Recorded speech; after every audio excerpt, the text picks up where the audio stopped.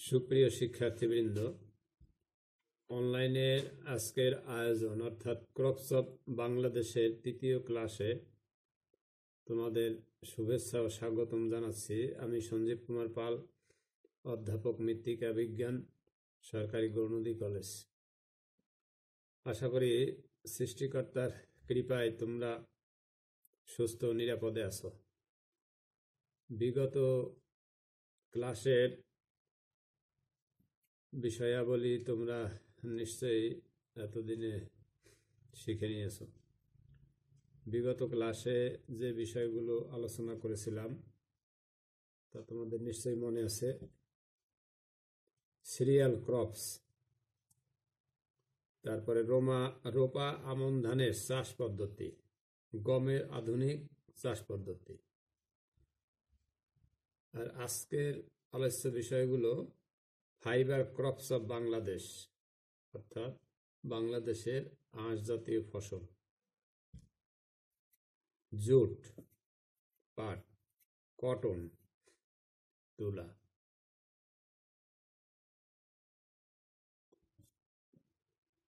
Fibre crops of Bangladesh, আঁশ জাতীয় ফসল পরিচিতি। Concept of fibre yielding crops.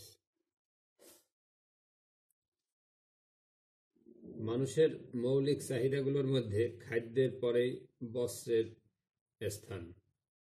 বস্ত্রের জন্য প্রয়োজন হয় আঁশের। এই আঁশের কিছু অংশ কৃত্রিম উপায়ে তৈরি হলেও এর সিংহভাগই আসে উদ্ভিদ থেকে। সভ্যতা বিকাশের সাথে সাথে মানুষ তার চাহিদা পূরণে আঁশ থেকে বস্ত্র তৈরি করা ছাড়াও চট, থলে, কার্পেট, দড়ি, কাছি, গদি তোশক, মাছ ধরার জাল, কাগজের মণ্ড ইত্যাদি তৈরি করে থাকে। বাংলাদেশের জাতীয় অর্থনীতিতে একসময় আঁশ জাতীয় ফসল হিসাবে পাট অত্যন্ত গুরুত্বপূর্ণ ভূমিকা পালন করত। যে সকল উদ্ভিদ হতে মানুষ তার ব্যবহার্য বস্ত্রের জন্য প্রয়োজনীয় আঁশ উৎপাদন ও আহরণ করতে পারে তাদেরকে আঁশ জাতীয় ফসল বলে। উদ্ভিদের বিভিন্ন অংশ থেকে আঁশ পাওয়া যায়, যেমন পাট, মেস্তা, কেনাফ ইত্যাদি উদ্ভিদের কাণ্ড থেকে, কার্পাস ও শিমুল উদ্ভিদের বীজ থেকে, আনারস, সিসাম প্রভৃতি উদ্ভিদের পাতা থেকে আঁশ পাওয়া যায়। আঁশ জাতীয় ফসলের মধ্যে কোনোটি থেকে মিহি, নরম ও মোলায়েম আঁশ পাওয়া যায়, যেমন পাট ও তুলা। আবার কোনোটি থেকে অত্যন্ত শক্ত এবং দৃঢ় আঁশ পাওয়া যায়, যেমন নারিকেল ও হেম্প।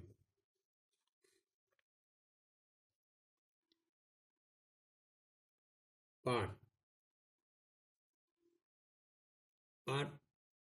মূলত বাংলাদেশে দুই ধরনের পাটেই চাষ করা হয়, যেমন তোষা পাট বা মিঠা পাট, দেশি পাট বা তিতা পাট। তোষা পাট বা মিঠা পাটের বৈজ্ঞানিক নাম হলো কর্চরাস ওলিটোরিয়াস, আর দেশি পাট বা তিতা পাটের বৈজ্ঞানিক নাম হলো কর্চরাস ক্যাপসুলারিস, গোত্র টিলিয়েসি। পাট বাংলাদেশের প্রধান অর্থকরী বা বাণিজ্যিক ফসল। পাট তন্তু হতে যে তন্তু তৈরি হয় তাকে স্বর্ণতন্তু নামে অভিহিত করা যায়। বাংলাদেশের আয় করা বৈদেশিক মুদ্রার প্রায় 30% পাট ও পাটজাত দ্রব্য রপ্তানির মাধ্যমে অর্জিত হয়। এদেশের উৎপাদিত পাটের মান খুবই ভালো। বাংলাদেশে পৃথিবীর বৃহত্তম পাট উৎপাদনকারী দেশ। 80-র শতকেও এদেশে পৃথিবীর শতকরা 80% পাট উৎপন্ন হতো। নানা প্রতিকূলতার কারণে বর্তমানে পাটের উৎপাদন বেশ কমে গেছে। 2010-11 সালে বাংলাদেশে 4.56 লক্ষ হাজার হেক্টর জমিতে পাট চাষ করে 49.39 লক্ষ সেন্টিমিটার হাজার টন পাট উৎপাদিত হয়েছে। বর্তমানে বহির্বিশ্বে খুব পরিমাণে পাট রপ্তানি হয়। নানা প্রতিকূল অবস্থার মধ্যে থেকে বাংলাদেশ এখনো প্রচুর পাট উৎপাদন করে। বাংলাদেশে প্রায় সব অঞ্চলেই কিছু না কিছু পাট জন্মে, তবে এর মধ্যে রংপুর, ময়মনসিংহ, ফরিদপুর, কুমিল্লা, যশোর, ঢাকা, কুষ্টিয়া, জামালপুর, টাঙ্গাইল, পাবনা, রাজশাহী প্রভৃতি অঞ্চলে বেশি পাট উৎপন্ন হয়। বর্তমানে পাট উৎপাদনের সাবেক রংপুর অঞ্চল প্রথম, ফরিদপুর অঞ্চল দ্বিতীয়, যশোর অঞ্চল তৃতীয় এবং কুষ্টিয়া অঞ্চল চতুর্থ। তবে পার্বত্য চট্টগ্রাম ও উপকূলীয় জেলার নিম্নাঞ্চলে পাটের চাষ নেই বললেই চলে।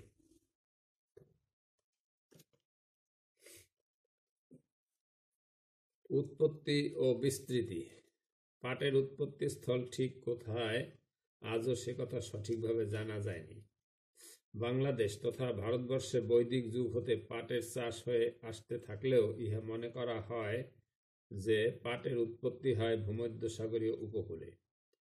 নির্দিষ্ট করে বলতে গেলে কারো কারো মতে লম্বা শুঁটি পাটের জন্ম আফ্রিকায়, কারণ সেখানে নানা জাতের লম্বা শুঁটি পাট গাছ ঝোপে জঙ্গলে আজও দেখা যায়। আর অনেকের ধারণা গোল শুঁটি পাটের জন্ম হয় দক্ষিণ এশিয়ায়। খুব সম্ভব দক্ষিণ এশিয়ার পাক ভারত বাংলা উপমহাদেশের উত্তর পূর্বাঞ্চলে কিংবা দক্ষিণ চীনে অথবা বার্মার কোনো না কোনো এক জায়গায় সর্বপ্রথম গোল শুঁটি পাটের উদ্ভব হয়ে থাকবে। বাংলাদেশ ছাড়া পৃথিবীর আরও কয়েকটি দেশে পাট জন্মে। সেই দেশগুলি হল ভারত, ফরমোজা, চীন, জাপান, থাইল্যান্ড, বার্মা, মিশর, প্যারাগুয়ে ও ব্রাজিল। তথাপি কেউ কেউ বলে থাকেন পাট চাষে বাংলাদেশের একচেটি আধিপত্য, অর্থাৎ পাট যেন শুধু বাংলাদেশেই উৎপন্ন হয়। কিন্তু কথাটির আসল তাৎপর্য এই যে বাংলাদেশে পাট চাষের যত রকম সুযোগ সুবিধা রয়েছে তা পৃথিবীর অনেক দেশেই নেই। উর্বর মাটি, অনুকূল জলবায়ু, পাট পচানোর মতো অপরিমিত পানি আর সর্বোপরি পর্যাপ্ত দক্ষ শ্রমিক, এই সবের বৈচিত্র্যপূর্ণ সমাবেশ বাংলাদেশকে পাট চাষে সার্থক করে তুলেছে। অপরদিকে পৃথিবীর কোনো কোনো দেশের জমিতে পাট ভালো জন্মিতে দেখা গেলেও হয় পর্যাপ্ত পানি, না হয় পর্যাপ্ত দক্ষ শ্রমিকের অভাবে সেই পাট চাষ ব্যর্থতায় পর্যবসিত হয়েছে। মাটি। নদীবাহিত গভীর পলিমাটি পাট চাষের জন্য বিশেষ উপযোগী। এই প্রকৃতির মাটি স্বভাবতই অত্যন্ত উর্বর, তবে দোআঁশ মাটি, বেলে দোআঁশ মাটিতেও পাট ভালো জন্মে। জলবায়ু। পালাক্রমে বৃষ্টি ও রৌদ্র এবং তৎসঙ্গে ভ্যাপসা অর্থাৎ ৮০ থেকে ৯০% আর্দ্রতা বিশিষ্ট গরম আবহাওয়া পাট চাষের জন্য একান্ত প্রয়োজন। মৃদুমন্দ বাতাসও পাট চাষের অনুকূল। পাট উৎপাদন এলাকায় বছরে ৫০ থেকে ৭০ ইঞ্চি অর্থাৎ ১,২৫০ সেন্টিমিটার থেকে ১,৭৫০ সেন্টিমিটার বৃষ্টিপাত ও দৈনিক তাপমাত্রা ২৪ ডিগ্রি সেলসিয়াস থেকে ২৬ ডিগ্রি সেলসিয়াস এমনকি ৩২ ডিগ্রি সেলসিয়াস পর্যন্ত দেখা যায়।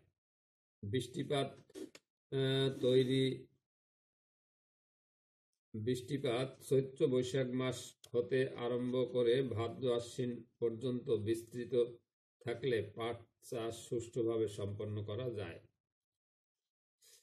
উদ্ভিদতাত্ত্বিক পরিচয় ও জাত।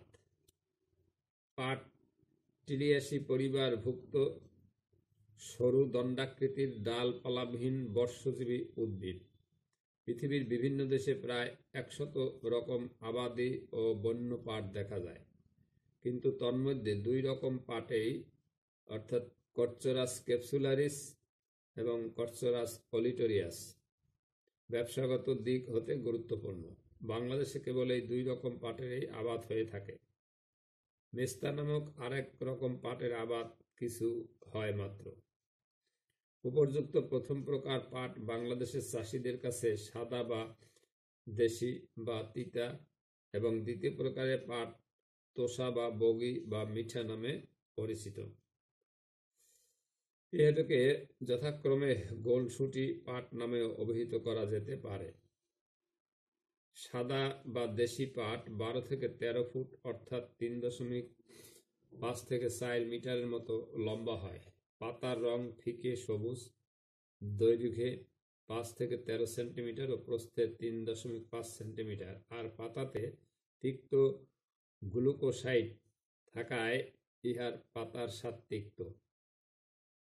তোষা বা মিঠা পাটের পাতা অপেক্ষাকৃত বড় ও স্বাদহীন, আর উচ্চতায় 17 থেকে 18 ফুট অর্থাৎ 5.25 থেকে 5.50 মিটার পর্যন্ত হতে পারে।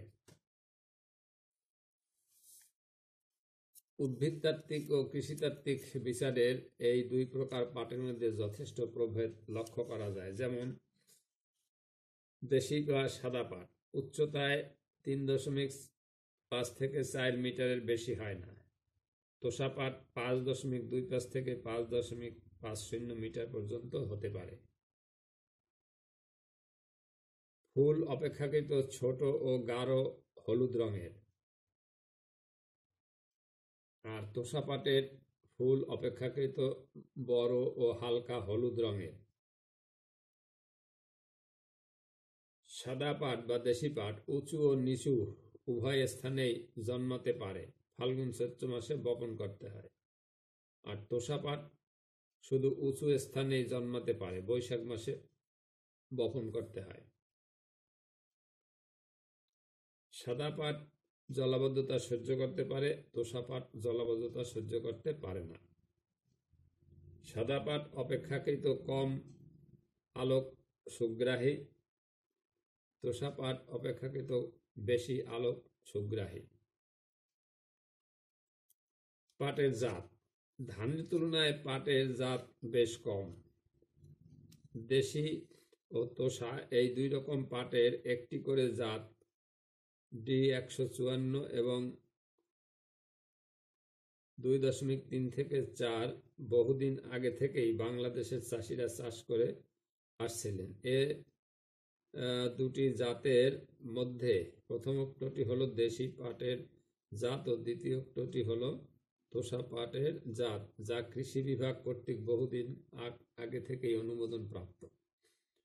বাংলাদেশে পাট গবেষণা ইনস্টিটিউট স্থাপিত হবার পর উভয় প্রকার পাটের উন্নত মানের কয়েকটি করে জাত উদ্ভাবিত হয়েছে, যা বাংলাদেশের সর্বোচ্চ চাষীদের জন্য জাতীয় বীজ বোর্ডের অনুমোদন লাভ করেছে।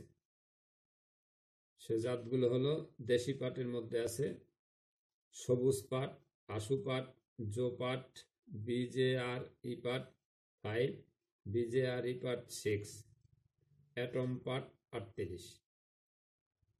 আর তোষা পাটের মধ্যে আছে ও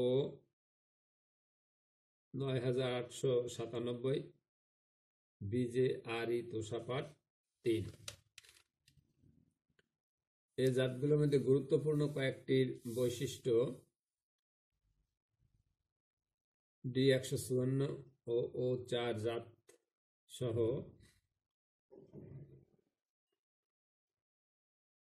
বৈশিষ্ট্যগুলো এরকম, যেমন CVL1 সবুজ পাট।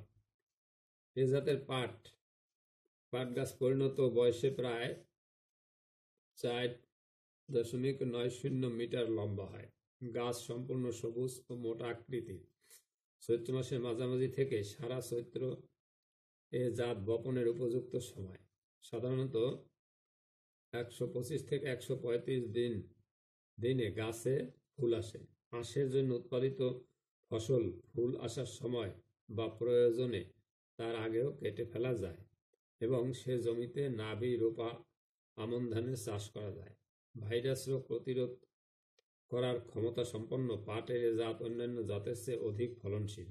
সময় মতো বীজ বপন ও প্রয়োজনীয় পরিচর্যা করে এ পর্যন্ত এ জাতের ফলন হেক্টর প্রতি 4.16 টন পাওয়া গেছে। এভাবে বিভিন্ন জাতের বৈশিষ্ট্য এখানে উল্লেখ করা আছে, এগুলো তোমরা দেখে নিও, কারণ সব আলোচনা করা এই মুহূর্তে সম্ভব নয়। আরো অনেক আলোচনা আমাদের সামনে আছে। তো পরে তোমরা এটা শিখে নিও। এবারের আলোচ্য বিষয় উন্নত পদ্ধতিতে পাট চাষ ব্যবস্থাপনা। প্রথমেই জলবায়ু। পাট গ্রীষ্ম ও বর্ষাকালীন ফসল। পাটের জন্য উষ্ণ ও আর্দ্র জলবায়ু প্রয়োজন। 25°C তাপমাত্রা ও 150 থেকে 200 সেন্টিমিটার বৃষ্টিপাত পাট চাষের জন্য বিশেষ উপযোগী। সাধারণত যেসব অঞ্চলে বছরে 160 সেন্টিমিটার বা এর থেকে একটু বেশি বৃষ্টিপাত হয় সেই জায়গায় পাট চাষ ভালো হয়। সাধারণত চৈত্র বৈশাখ মাসে কাল বৈশাখীর প্রভাবে যে বৃষ্টি হয় তার পরিমাণ ও বিস্তারের উপর পাটের আগাম বপন অনেকাংশে নির্ভর করে। একাধিক্রমে একবারে বৃষ্টিপাত বেশি না হয়ে বারে বারে অল্প অল্প বৃষ্টি হলে পাট ভালো জন্মে। পাটের গাছ চারা অবস্থায় দাঁড়ানো পানি সহ্য করে বেঁচে থাকতে পারে না। জমি নির্বাচন। সব রকমের দোআঁশ বিশেষত পলি দোআঁশ মাটি পাট চাষের পক্ষে ভালো। প্রতি বছর জোয়ারের পানি দ্বারা বা বন্যায় পলিপ্রাপ্ত উর্বর ও গভীর পলিমাটি অর্থাৎ নদীমাতৃক এলাকার মাটি পাট চাষের পক্ষে বিশেষ উপযোগী। লবণাক্ত মাটি এবং এঁটেল মাটিতে পাট শিকড়ের কর্মতৎপরতা প্রতিরোধী পরিবেশে সৃষ্টি হয় বিধায় অনুরূপ মাটি পাট চাষের জন্য তেমন উপযোগী নয়। বেলে মাটির পানি ধারণ ক্ষমতা খুব কম এবং এ মাটি থেকে পুষ্টি উপাদান খরিত হয়ে অপসারিত হয় বলে ফলন খুব কম হয়। সেজন্য বেলে মাটিতে পাট চাষ অলাভজনক। অতএব দোআঁশ, এঁটেল দোআঁশ এবং বেলে দোআঁশ মাটিতে পাট চাষ করলে ফলন খুব ভালো হয়। পানিবদ্ধতা দেখা গেলে সে ধরনের জমি পাট চাষের জন্য ব্যবহার না করাই সর্বোত্তম। যে কোনো জমিতে পর্যাপ্ত জৈব সার প্রয়োগ করে তাকে পাট চাষের উপযোগী করা যায়। পাট চাষ উপযোগী জমির পিএইচ মান 7.5 হলে তা পাট চাষ উপযোগী হয়। জমিতে জৈব পদার্থের সংযোজন ঘটিয়ে বেলে প্রধান মাটিতেও মোটামুটি পাট জন্মানো যায়। এরপরে জমি প্রস্তুতকরণ। রবি ফসল তোলার পরপরেই কয়েক পশলা প্রাক মৌসুমে বৃষ্টি হলেই জমি প্রস্তুতকরণের কাজ শুরু করতে হয়। অবশ্য আশু জাতের জন্য ফেব্রুয়ারির মাঝামাঝি জমি প্রস্তুতির কাজে হাত দিতে হয়। পাট বীজ বেশ ছোট বলে কর্ষিত মাটি বেশ ঝুরঝুরা ও নরম করা প্রয়োজন। সেজন্য উপযুক্ত জো থাকা অবস্থায় জমিতে মোলবোর্ড লাঙলের বা ট্রাক্টরের সাহায্যে প্রাথমিক কর্ষণের পর পাওয়ার টিলার বা দেশি লাঙলের সাহায্যে 3-4 বার সোজাসুজি আড়াআড়ি কর্ষণ করে জমিকে 2-3 দিন রোদ খাওয়াতে হয়। অতঃপর ঢেলা ভেঙে আবার 2 বার লম্বালম্বি ও আড়াআড়ি কর্ষণ করতে হয়। এ সময় জমি থেকে পূর্ববর্তী ফসলের গোড়া ও আগাছা তুলে জমি ভালোভাবে পরিষ্কার করে নিতে হয়। সাধারণত এঁটেল প্রধান মাটিতে অন্য মাটি অপেক্ষা 2টি চাষ বেশি দিতে হয়। বীজ শোধন। বোনার পূর্বে প্রতি কেজি বীজ 6 গ্রাম হিসেবে অ্যাগ্রোসান জিএন বা সেরেসান বা ভিটাভ্যাক্স 200 প্রতি কেজি বীজে 4 গ্রাম হিসেবে মিশিয়ে বীজগুলো রোগ জীবাণুমুক্ত করে নিতে হয়। সারি করে বীজ বপন। আমাদের দেশে সাধারণত ছিটিয়ে বীজ বপন করা হয়। ছিটিয়ে বীজ বপন না করে সারিতে বপন করতে পারলে পাটের ফলন বেশি হয়, বীজ কম লাগে এবং উৎপাদন খরচ কম হয়। বীজের হার। সারিতে বপন দেশি পাট হেক্টর প্রতি 6-7 কেজি, তোষা পাট হেক্টর প্রতি 3.5 থেকে 4.5 কেজি। বীজ বপনের সময়। সময় মতো বীজ বপন ফসলের জন্য গুরুত্বপূর্ণ। পাট আলোক স্পর্শকাতর হওয়ার জন্য দিনের দৈর্ঘ্য ফলনকে প্রভাবিত করে। অবশ্য যত নিচু ও রসযুক্ত স্থান হবে নির্ধারিত তারিখে তত আগে বীজ বোনা যাবে ও অকালে ফুল হবে না। তবে প্রচলিত দেশি জাতসমূহে চৈত্রের 8 থেকে 10 তারিখ এবং তোষা জাত পয়লা বৈশাখের পর বীজ বপন হলে আগাম ফুল আসার সম্ভাবনা খুব কম থাকে। তাই প্রচলিত দেশি জাতসমূহ চৈত্রের 8 থেকে 10 তারিখ থেকে সারা চৈত্র মাস এবং তোষা জাত সমগ্র বৈশাখ মাসে এদেশের বিভিন্ন প্রকার জমিতে বপন করা যায়। তবে ছোট দিন স্পর্শকাতর দেশি জাত সিসি 45 মাঘ মাসের শেষের মৌসুমের প্রথম বৃষ্টিপাতের পরেই বপন করা যায় এবং তোষা জাত অবস্থান ভেদে ফাল্গুনী তোষা ফাল্গুনের শেষ থেকে শুরু করে বৈশাখ মাসের শেষ পর্যন্ত বপন করলেও আগাম ফুল আসার সম্ভাবনা থাকে না। বীজ বপন পদ্ধতি। বীজের অঙ্কুরোদ্গমের হার শতকরা 90 থেকে 95% আছে কিনা তা পরীক্ষা করে বীজ বপন করা প্রয়োজন। সিড ড্রিল নামক যন্ত্র দ্বারা সারিতে বীজ বপন করা যায়। সারিবদ্ধভাবে বীজ বপন করা হলে তা থেকে 20% বেশি ফলন পাওয়া যায়। সারিবদ্ধভাবে বীজ বপন হয়ে যাওয়ার পর 5 থেকে 7 সেন্টিমিটার পর পর সুস্থ সবল মোটা চারা রেখে বাকি চারা তুলে ফেলে দেওয়ার মানসিকতা রেখে বীজ বপন করতে হবে। ছিটিয়ে বপন করতে হলে শেষ চাষের পূর্বে বীজ ছিটিয়ে একবার চাষ দিয়ে মই দ্বারা জমি সমান করে নিতে হয়। বীজ বপনের সময়ই জমিতে পানি নিকাশি নালা সৃষ্টি করে রাখতে হয় যাতে বৃষ্টির পানি আটকে থাকার অবকাশ না পায়। সার প্রয়োগ। অন্ততপক্ষে হেক্টর প্রতি 4 টন পাট উৎপাদন না হলে পরিশ্রমের অনুপাতে পাট চাষে লাভ অনেক কম হয়। পরিমাণ মতো সময় মতো সার প্রয়োগ করলে এবং উপযুক্ত যত্ন পরিচর্যা করলে অনায়াসেই হেক্টর প্রতি 4 টন পাটতন্তু পাওয়া যায়। সারের মধ্যে নাইট্রোজেন যুক্ত সার ফলন বৃদ্ধির প্রধান সহায়ক। তবে শুধু নাইট্রোজেন, শুধু ফসফরাস বা শুধু পটাশ জাতীয় সার ব্যবহার করে অধিক ফলন পাওয়ার আশা করা বাতুলতা ছাড়া আর কিছু নয়। এজন্য ইউরিয়া, ট্রিপল সুপার ফসফেট ও মিউরেট অফ পটাশ সার একসঙ্গে অনুমোদিত হারে যথাযথ সময়ে প্রয়োগ করলে ফলন সর্বাধিক হওয়ার সম্ভাবনা থাকে।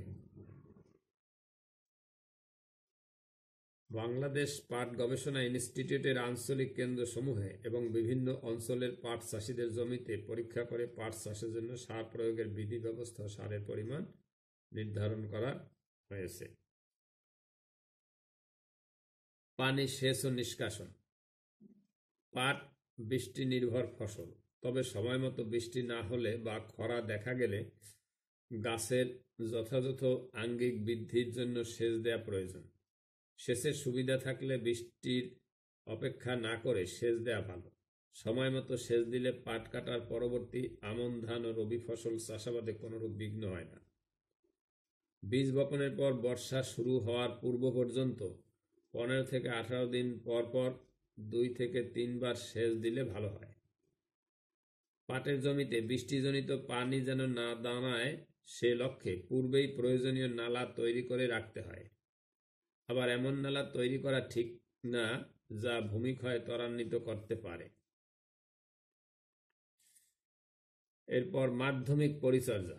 সময় মতো পাট খেতে নিড়ানি দেওয়ার উপর পাটের ফলন বহুলাংশে নির্ভরশীল। আগাছা নির্ধারিত পাট ফসলের খাদ্যে ভাগ বসায়।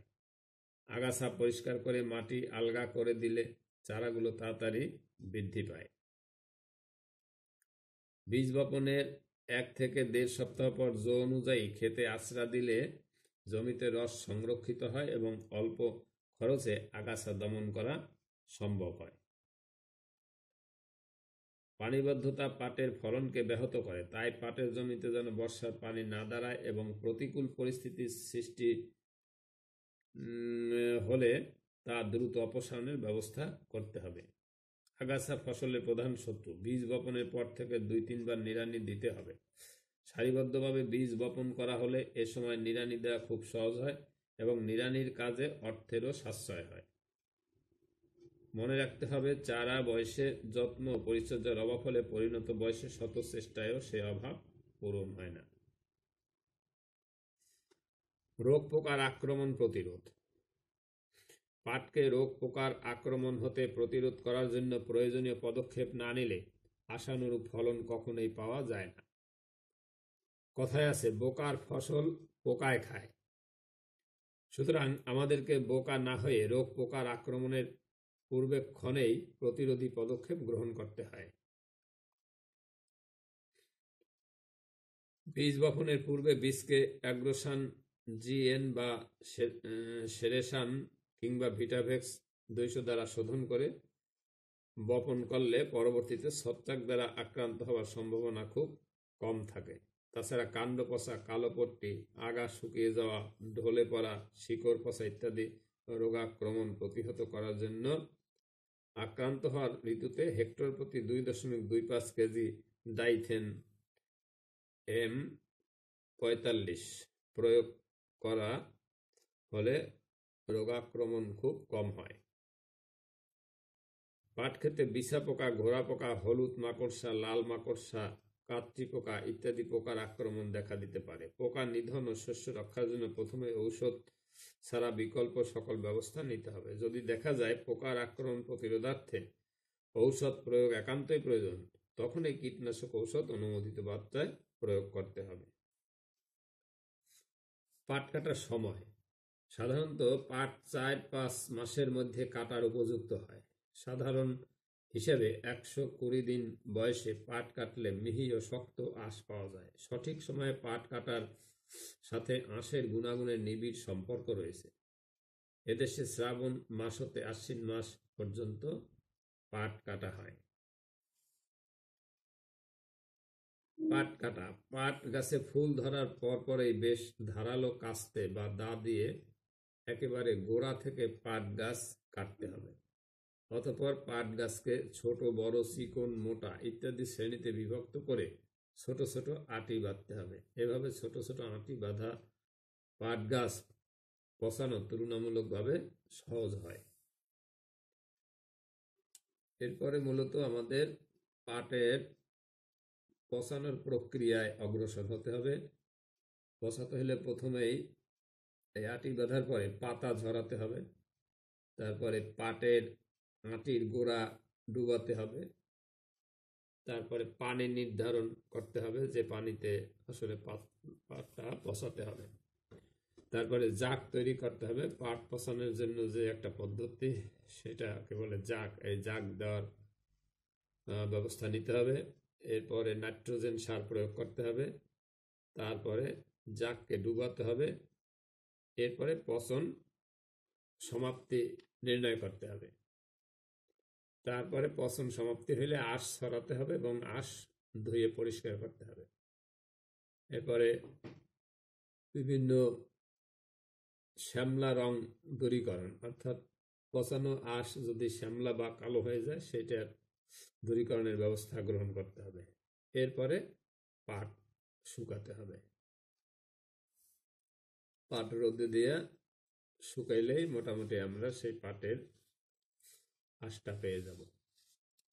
সর্বশেষ ফলন: যথাযথ সময় বীজ বপন করা হলে এবং প্রয়োজনীয় পরিচর্যা করলে হেক্টর প্রতি ফলন পাওয়া যাবে। যেমন দেশি পাট 4 থেকে 5 মেট্রিক টন এবং তোষা পাট 4.5 থেকে 5.5 মেট্রিক টন।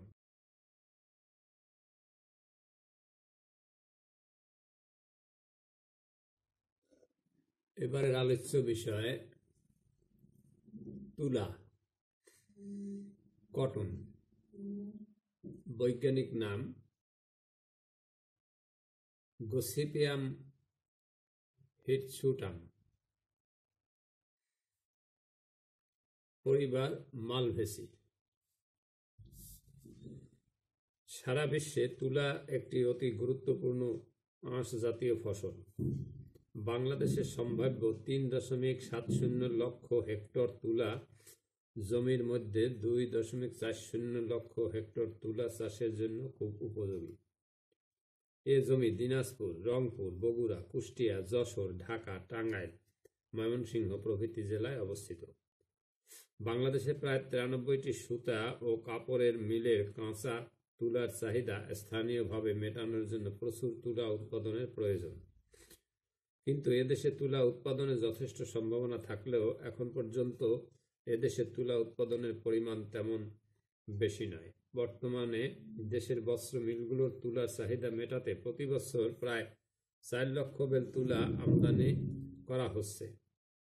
তুলা উন্নয়ন বোর্ডের সক্রিয়তার বর্তমানে তুলা উৎপাদনে জমির পরিমাণ বৃদ্ধি পাচ্ছে। বর্তমানে এদেশে গড়ে 30 থেকে 40 হাজার হেক্টর জমিতে প্রায় 1 লক্ষ বেল কার্পাস তুলা উৎপাদিত হচ্ছে। তুলার আধুনিক চাষ পদ্ধতি, modern cultivation method of cotton. তুলার আধুনিক চাষ পদ্ধতির কতগুলো ধাপ রয়েছে, এটা পর্যায়ক্রমে আমি আলোচনা করছি। প্রথমেই জমি ও মাটি। তুলা চাষের জন্য পাহাড়ি, উঁচু ও মাঝারি উঁচু জমি বেশ উপযোগী। বন্যার পানি উঠে না বা বর্ষার পানি জমে থাকে না এমন জমি তুলা চাষের জন্য উত্তম। একথা সুবিদিত যে ভারতের কৃষ্ণ মৃত্তিকায় প্রচুর পরিমাণে তুলা জন্মে। একথার অর্থ এঁটেল মাটি তুলা চাষের জন্য উপযোগী। তবে বেলে মাটিতেও তুলা চাষ করা যায়, কিন্তু বেলে দোআঁশ ও এঁটেল মাটির সংমিশ্রণে সৃষ্ট এক প্রকার মাটি যাতে পর্যাপ্ত জৈব পদার্থ, মাঝারি পরিমাণে নাইট্রোজেন, ফসফরাস ও পটাশিয়াম থাকে, তাতে তুলা খুব ভালো জন্মে। ক্ষারাত্মক মাটির চেয়ে অম্লাত্মক মাটি তুলার জন্য শ্রেয়। তাই মাটির পিএইচ মান 6.0 থেকে 7.5 হলে ভালো হয়। এরপর বীজ বপনের সময়। তুলা বাংলাদেশে খরিফ ও রবি এ দুই মৌসুমে চাষ করা গেলেও খরিফ মৌসুমে চাষ করা লাভজনক হয় না, কারণ এ সময় চাষ করলে তুলা উঠতে 10 থেকে 11 মাস সময় লাগে। পোকামাকড়ের উপদ্রবে ফলন কম হয় এবং ওই বছর অন্য কোনো ফসল চাষ করা যায় না। তাই রবি মৌসুমেই এদেশে তুলা চাষের উপযুক্ত সময়। শ্রাবণের মাঝামাঝি হতে ভাদ্রের মাঝামাঝি পর্যন্ত বীজ বপনের উপযুক্ত সময়। আগাম শীত এলাকায়, বিশেষ করে রংপুর, দিনাজপুর, বগুড়া এলাকায় শ্রাবণ মাস হতে ভাদ্রের প্রথম সপ্তাহের মধ্যে অবশ্যই বীজ বপনের কাজ শেষ করতে হবে এবং ঢাকা, টাঙ্গাইল, যশোর প্রভৃতি এলাকায় ভাদ্রের প্রথম থেকে শেষ পর্যন্ত বীজ বপন করা যায়। তবে জমিতে জো পেলে এসব এলাকায় প্রথমোক্ত সময়ে বীজ বপন করা যেতে পারে। তবে পাহাড়ি এলাকায় খরিফ মৌসুমে অর্থাৎ বর্ষা তীব্র আকারে শুরুর 15-20 দিন পূর্বে জমিতে জো থাকা অবস্থায় বীজ বপন করা উত্তম, কারণ পাহাড়ি এলাকায় বর্ষার পানি এই তুলা চাষের একমাত্র ভরসা। জমি তৈরি। তুলা গভীরমূলী ফসল বিধায় বর্ষার অবস্থা বুঝে মাটিতে জো থাকা অবস্থায় 4-5টি গভীরভাবে চাষ ও মই দিয়ে মাটি ঝুরঝুরা ও সমতল করে তৈরি করতে হয়। শ্রাবণ ভাদ্র মাসে তুলার জমি প্রস্তুত করতে হয় বলে জো পাওয়া কঠিন হয়ে যায়। কাজেই জো পাওয়া গেলে তার সদ্ব্যবহার করতে হয়। যেসব জমিতে অতিরিক্ত বৃষ্টির কারণে সময় মতো জো আসে না, সেসব জমিতে সরাসরি কাদার মধ্যে মাটির 1 থেকে 2 ইঞ্চি গভীরে বীজ পুঁতে দিলেও চারা গজায়। সার প্রয়োগ। তুলা চাষের জমি উর্বর হওয়া বাঞ্ছনীয়। উর্বরতার মান কম হলে জমিতে হেক্টর প্রতি 5 থেকে 6 টন গোবর সার বা কম্পোস্ট সার প্রয়োগ করতে হবে। এরূপে জৈব সার প্রয়োগ করা হলে জমিতে তুলনামূলকভাবে কম রাসায়নিক সার প্রয়োগ করতে হয়। এছাড়া জৈব সার প্রয়োগে জমিতে গৌণ পুষ্টি উপাদান যেমন বোরন, জিঙ্ক, ম্যাগনেসিয়াম প্রভৃতির ঘাটতি কিছুটা কমে যায়। জৈব সার জমি তৈরির প্রথম দিকে জমিতে ছিটিয়ে দিয়ে চাষ ও মইয়ের সাহায্যে মাটির সাথে ভালোভাবে মিশিয়ে দিতে হবে। মাটির পিএইচ মান 6.5-এর কম অর্থাৎ অম্লীয় হলে জমিতে হেক্টর প্রতি 2 থেকে 4 টন চুন বীজ বপনের 1 মাস পূর্বে প্রয়োগ করলে তুলার ফলন আশানুরূপ বৃদ্ধি পায়। জমিতে সার প্রয়োগের মাত্রা হলো ইউরিয়া হেক্টর প্রতি 200 থেকে 250 কেজি, টিএসপি হেক্টর প্রতি 150 থেকে 175 কেজি, এমপি 100 থেকে 150 কেজি, জিপসাম 100 থেকে 125 কেজি। জমি তৈরির শেষ পর্যায়ে সবটুকু টিএসপি, এমপি ও জিপসাম ছিটিয়ে দিয়ে ভালোভাবে মাটির সাথে মিশিয়ে দিতে হবে। অন্যদিকে ইউরিয়ার 1/4 বীজ বপনের ঠিক আগে সারিতে প্রয়োগ করতে হবে। এ সময় সাবধান থাকতে হবে যেন ইউরিয়া সার বীজের সংস্পর্শে না আসে। বাকি 3/4 ইউরিয়া বেলে বা হালকা মাটির ক্ষেত্রে সমান 3 ভাগে বিভক্ত করে পার্শ্ব প্রয়োগ করতে হবে। তুলা গাছের বয়স 20 থেকে 25 দিন হলে প্রথম পার্শ্ব প্রয়োগ, 40 থেকে 50 দিন হলে দ্বিতীয় পার্শ্ব প্রয়োগ, 60 থেকে 70 দিন হলে তৃতীয় পার্শ্ব প্রয়োগ করতে হবে। কিন্তু এঁটেল বা ভারী মাটি হলে ইউরিয়া সমান 2 ভাগে ভাগ করে প্রথম ভাগ গাছের 20 থেকে 25 দিন বয়সে এবং দ্বিতীয় ভাগ 50 থেকে 60 দিন বয়সে প্রয়োগ করতে হবে। ইউরিয়া পার্শ্ব প্রয়োগের সময় প্রতিবারে সারির দুপাশে ছিটিয়ে দিয়ে মাটি আলগা করে সার মাটির সাথে ভালো করে মিশিয়ে দিতে হবে। তুলার জাত। মার্কিন যুক্তরাষ্ট্র থেকে আমদানিকৃত ডেল্টা পাইন 16 নামক জাতটি এদেশে অনেক বছর যাবৎ আবাদ করা হয়েছে। এ জাতটির মূল গুণানুগুণ ঠিক না থাকায় এর ফলন এবং আঁশের মানের অবনতি ঘটেছে।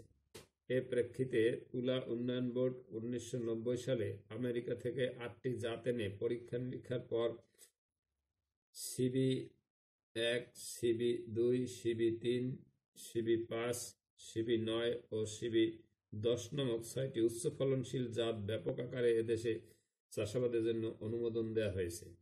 এদের মধ্যে প্রধানত 3টি জাতের বর্ণনা এরূপ, যেমন CB1 ডেল্টা পাইন 90।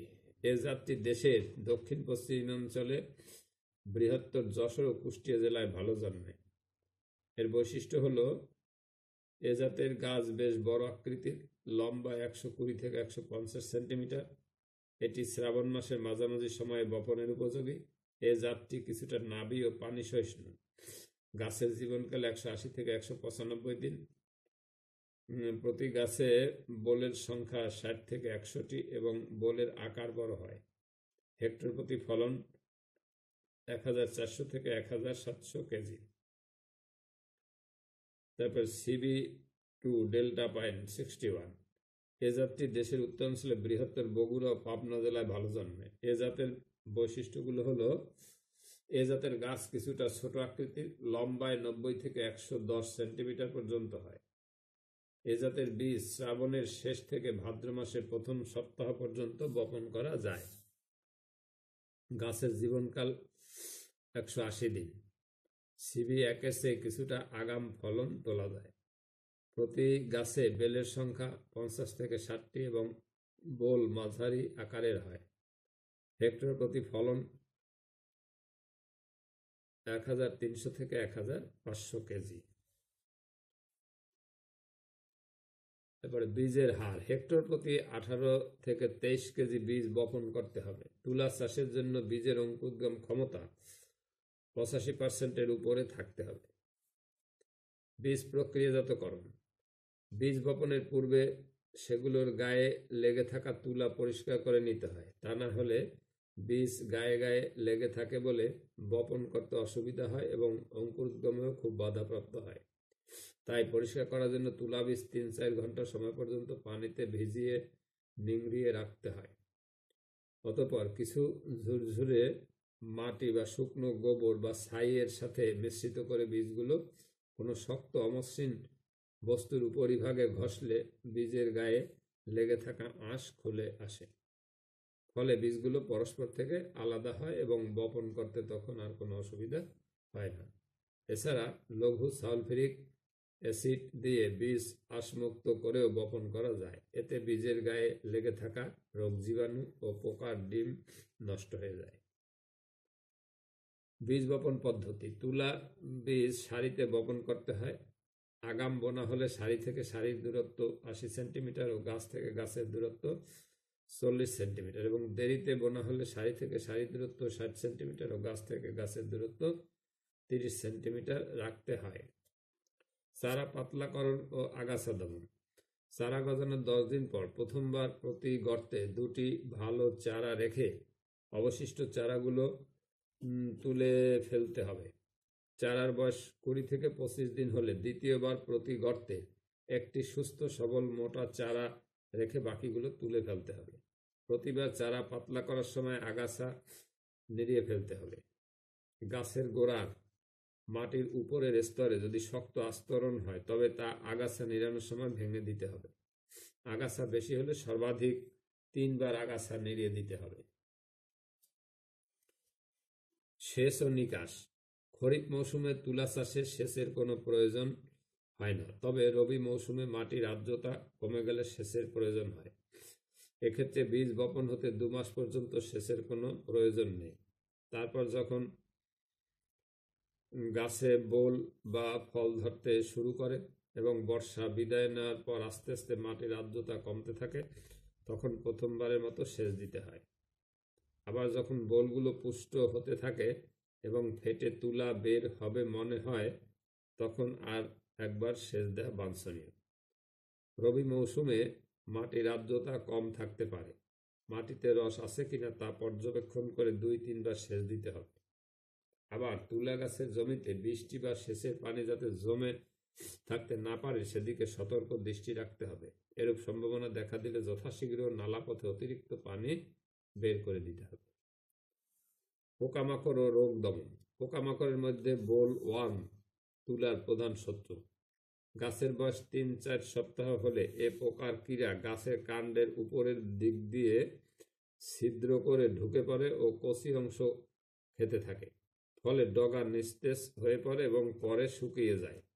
পোকার উপদ্রব বেশি হলে এরা ফুল ও ফল আক্রমণ করে, ফলত ফুল ফল ঝরে পড়তে থাকে। পোকার আক্রমণের শুরুতে আক্রান্ত ডগা, কুঁড়ি বা ফল হাত দ্বারা ক্রিয়া সমেত বেছে নিয়ে নিরাপদ দূরত্বে মাটির নিচে পুঁতে বা পুড়িয়ে ফেলে এর উপদ্রব কমানো যায়। হাত দিয়ে বাছাইয়ের পর কীটনাশক ঔষধ প্রয়োগ করা যেতে পারে। তুলা সংগ্রহ।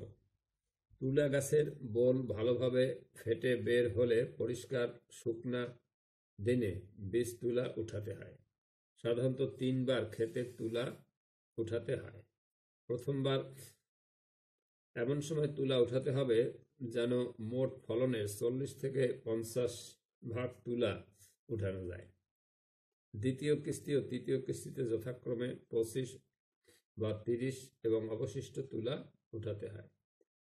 সাধারণত প্রথমবারের তুলা ভালো হয়, তাই প্রথমবারের তুলা আলাদা রাখতে হয়। তুলা উঠানোর সময় খেয়াল রাখতে হবে ময়লা, মরা পাতা ও পোকায় আক্রান্ত খারাপ অপুষ্ট তুলা যেন ভালো তুলার সাথে মিশে না যায়। ভালো তুলা পৃথক করে তা 3-4 দিন ভালো করে শুকিয়ে গুদামজাত করতে হবে। একটু খারাপ বা নিম্নমানের তুলা পৃথক ভাবে রোদে শুকিয়ে আলাদাভাবে গুদামজাত করতে হবে। জিনিং বা গাঁট বাঁধা। তুলা বলতে বীজ হতে উৎপন্ন আঁশকে বোঝায়। বীজের বহিঃত্বকের কিছু কোষের বৃদ্ধির প্রেক্ষিতে এ আঁশের জন্ম হয়। আঁশগুলো এক কোষ বিশিষ্ট এবং 2 ধরনের, ছোটগুলো ফাস এবং বড়গুলো লিন্ট নামে পরিচিত। এ লিন্ট ও ফাস সহ বীজকে বীজতুলা বলে। এটি ফসল হিসাবে গাছ থেকে সংগ্রহ করা হয় এবং রোদে শুকিয়ে বাজারজাত করা হয়।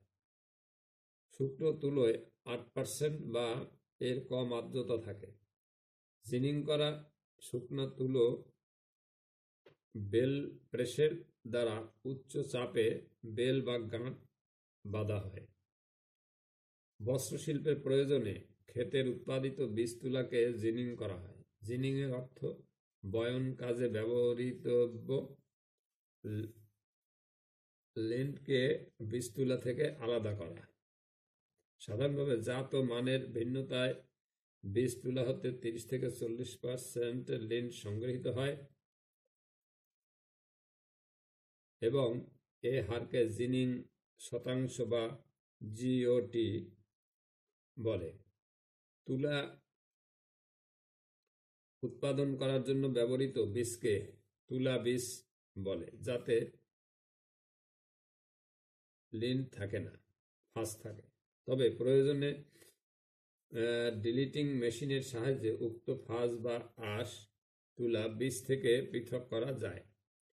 তুলা বীজ সংগ্রহের পর একে প্রতিদিন 3 ঘন্টা করে কড়া রোদে 2-3 দিন শুকিয়ে বায়ুরোধী পাত্রে আটকিয়ে রাখতে হয়। তুলার ফলন স্বাভাবিক অবস্থায় কৃষকের সক্রিয়তা থাকলে হেক্টর প্রতি 12 থেকে 15 কুইন্টাল বীজ তুলা উৎপন্ন হয়। তবে যথাযথ উন্নত প্রযুক্তি অবলম্বনে তুলা চাষ করলে ফলন এর দ্বিগুণ পাওয়া যেতে পারে।